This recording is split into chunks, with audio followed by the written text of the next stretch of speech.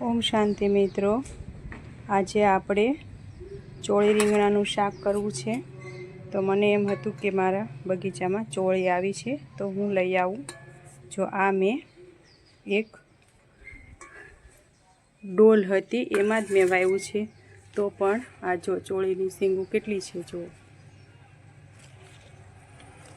જો આવી પાંદે પાંદે ચોળી આવી છે, જો આ રહી। તો આ રીતે તમે પણ ઘરે ચોળી વાવી શકો છો। જોશે ચોળી ઘણી છે ચોળી, તો આ મેં ચોળી હવે હું એને તોડી લઈશ। જો આ રીતે હું ચોળી બધી એમાં તોડી લેવાની છે। જો મેં આ બધી ચોળી લઈ લીધી છે, તો આપણે ચોળી રીંગણાનું કરવાનું છે એટલે આપણે આગળ પ્રોસેસ કરવી બીજી। જો આ બધી ચોળી મેં લઈ લીધી છે। ઓમ શાંતિ મિત્રો, આજે આપણે ફુલાવર, ચોળી અને રીંગણાનું શાક બનાવવાનું છે।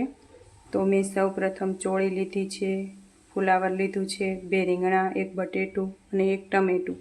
તો આપણે મિક્સ શાક કરીશું। આજે મેં ગુરુવાર છે એટલે મારા બગીચામાં આ ચોળી થઈ હતી, તો મને એમ થયું લાય ભગવાનને પહેલાં ભોગ લગાવવા માટે લઈ લઉં।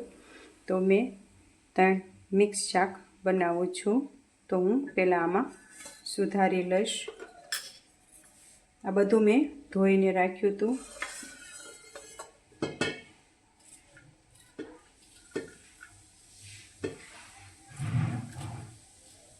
અને તોય પણ મેં બાઉલમાં પાણી લીધું છે, જેથી બીજી વખત શાક ધોવાઈ જાય એટલા માટે।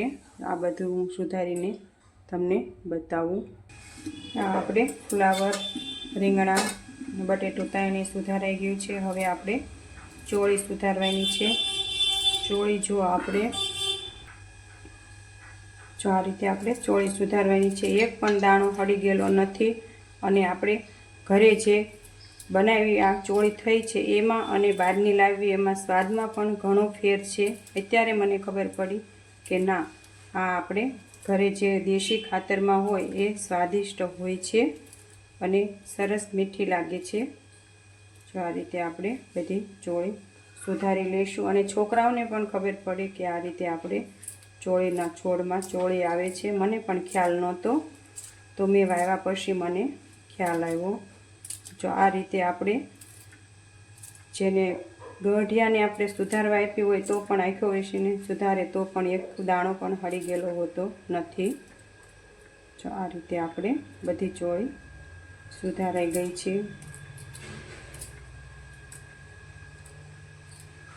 હવે આપણે ટમેટું લઈ લઈશું સુધારવા। જો આ મેં શાક વઘારવા તેલ મૂક્યું છે, અડધા પાવડા જેવું તેલ છે। તેલ ઓછું ખાઈએ એટલે 3 વ્યક્તિ માટેનું શાક છે। તો સૌ પ્રથમ પહેલાં આપણે એમાં રાઈ નાખવાની છે, પછી ચપટી જીરું નાખવાનું છે, પછી ચપટી હિંગ નાખવાની છે અને હળદર। હવે આપણે એમાં શાક નાખીશું।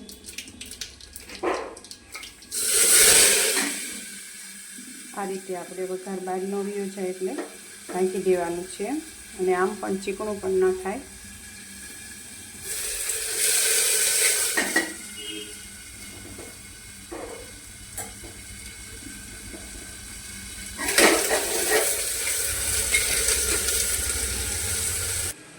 જો આપણું શાક પકડવા માંડ્યું છે।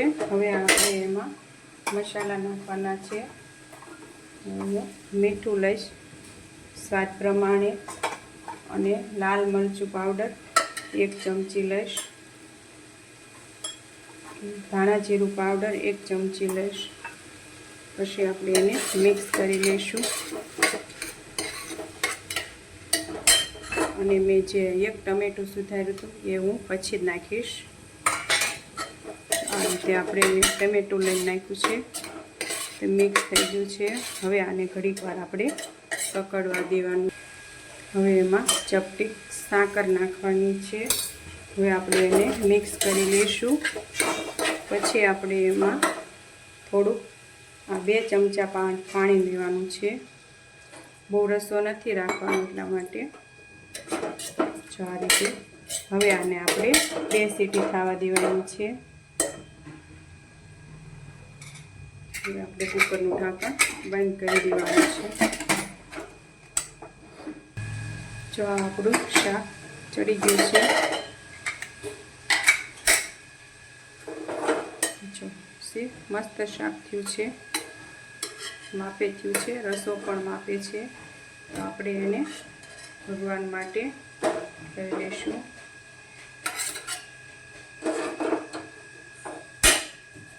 જો આ આપણે ચોળી રીંગણા ફ્લાવરનું શાક તૈયાર છે. તો આપણે ભગવાનને ધરવા માટે લઈ લેવી. ઓમ શાંતિ મિત્રો.